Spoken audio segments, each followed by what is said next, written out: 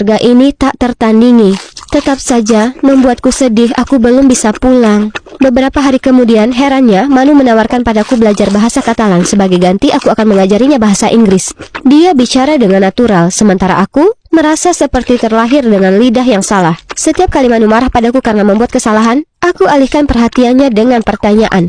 Kenapa kalian pakai Celsius dan bukan Fahrenheit di sini? Kenapa bahasa Katalan dan bukan Spanyol? Dan ada apa dengan tidur siang? Sumpah, seolah seluruh kota tiba-tiba mati di siang bolong. Sekilas pertanyaanku seperti menjengkelkan, tapi dia sungguh menjawab semua itu. Aku bisa lihat sikap dinginnya perlahan mencair. Waktu berlalu dan bahasa Katalanku makin membaik. Hari ini aku bahkan ngobrol dengan orang tua Manu sambil kerja.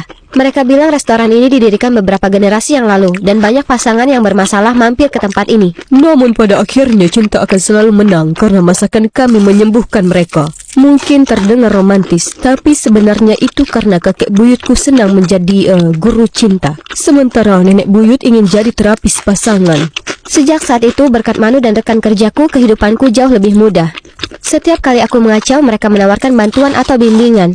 Suatu kali aku tersesat saat mengantar makanan dan sudah pergi terlalu lama. Tapi saat aku kembali, mereka tak mengkritikku. Salah satu dari mereka bercanda aku tak tahu daerah itu karena aku jarang keluar. Jadi Gusman menyarankan kami bertiga pergi ke pantai sepulang kerja. Vitamin laut sepertinya apa yang kubutuhkan. Hah? Tapi hanya Manu yang menungguku setelah shift kami. Hanya kita saja, Gusman dengan teman kencannya yang seksi. Gusman, kau tukang tipu yang jahil. Tetap saja, ini bukan kencan, ya kan? Hanya dua teman saling mengenal satu sama lain. Awalnya aku mengira kami akan menyusuri La Rambla dan sampai di pantai Barceloneta. Tapi Manu membawaku ke Playa Badalona yang sedikit lebih jauh, tapi cukup sepi dan indah. Aneh, kenapa TripAdvisor tak menyebutkan tempat ini? Manu mengeluarkan sebotol kava, teh khas dari Barcelona. Wah, bukankah ini mahal? Apakah yakin aku bisa minum ini? Kau sudah bekerja keras dan pantas bersantai dengan baik. Sungguh pengertian. Dia bisa saja membuatku tersipu. Kemudian kami bersulang atas kedatanganku yang kacau kemari. Itu dia. Dengan Manu, aku bisa lihat sisi sederhana dari Barcelona. Tak sering aku dapat kesempatan berada di tempat secantik ini. Sebaiknya aku lebih beradaptasi. Lagi pula, jika aku tak di sini, aku tak akan pernah bisa mengamati monumen megah ini dari dekat. Yesus, maksudku Gusman, dia mengalami kencan yang buruk dan datang untuk melampiaskannya. Apa yang kau pikirkan, Mikaela? Kau punya pacar, ingat? Akhirnya kehidupanku di sini makin menyenangkan. Aku sepertinya mengadopsi mentalitas Manyana, jadi pelan-pelan saja jadi motoku. Aku sekarang sadar siapapun yang menciptakan siesta itu seorang jenius. Orang-orang terkadang mulai bernyanyi sementara yang lain ikut bernyanyi bersama atau menari mengikuti alunan musik. Orang Spanyol tampaknya lebih menghargai kualitas hidup dibandingkan orang Amerika Serikat. Namun, aku masih rindu rumah dari waktu ke waktu, dan Manu adalah satu-satunya yang sepertinya sadar. kau bisa bicara padaku kapan saja. Yakinlah itu. Kami semua senang ada kau di sini. Oke, aku mungkin sudah sedikit naksir padanya. Tidak, fokus Mikaela. Pikirkan Elio, pacarmu. Aku penasaran bagaimana kabar dia dan Tara. Omong-omong, aku melihat mereka lagi malam itu di acara TV tentang pariwisata di Marseille, Prancis, dan tanpa malu mereka mengaku sebagai pasangan. Aku tak bisa mempercayainya.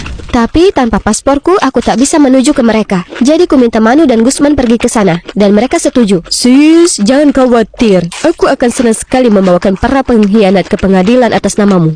Tak peduli apa yang terjadi, seumur hidup aku akan berhutang budi ke mereka, para malaikat penjagaku. Mereka kembali setelah beberapa hari dengan barang-barangku. Tapi Manu bilang mereka tidak menunjukkan penyesalan, malah menyalahkan semua padaku. Di saat kulihat mereka, aku tahu mereka berdua berpergian dengan mengemis. Percayalah padaku sayang, mereka tak pegang uang.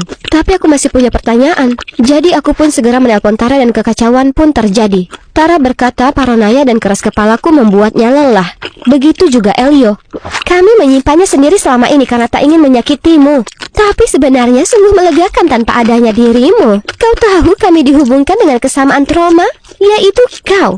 Bagus, kuharap kalian berdua senang mengemis ke orang asing bersama. Tara, apa kau bicara dengan Mikaela? Miki, tunggu. Aku tak bisa dengarkan sepatah kata lagi. Bahkan sudah tak ada air mata yang tersisa padaku. Manu duduk di sampingku. Hei, kau sudah singkirkan para pengkhianat itu. Kenapa cemberut? Aku baik-baik saja. Jangan hiraukan aku. Aku hanya kehilangan dua orang yang kupercaya selain keluargaku. Bukan masalah. Ayolah, itu tak seburuk itu. Menyerahlah. Apa-apaan? Ups, salahku. Jangan menyerah. Maksudku cerialah. Jangan tertawa, aku bersungguh-sungguh.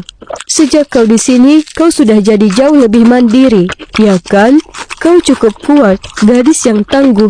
Dia benar, dan bukan hanya karena aku suka padanya. Aku begitu terjebak dalam segalanya sampai tak sadar sudah mempercayakan hidupku padanya yang hampir tak kukenal.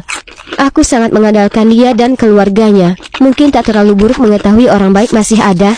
Dan laki-laki ini, dia membuat begitu sulit bagiku meninggalkan tempat ini. Saat fajar menyingsing, aku terbangun oleh suara helikopter yang memekakkan telinga. Itu lambang keluargaku. Orang tuaku pasti sudah mengirim heli itu.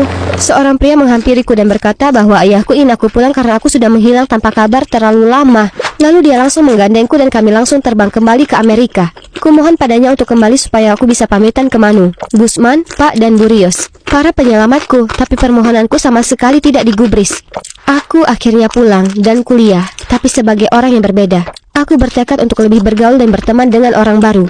Dan tak hanya bualan. Aku sungguh pindah ke asrama supaya dikelilingi dengan teman sebayaku. Sudah lama sekali, tetapi aku belajar membuka diri dan menjaga kepercayaanku.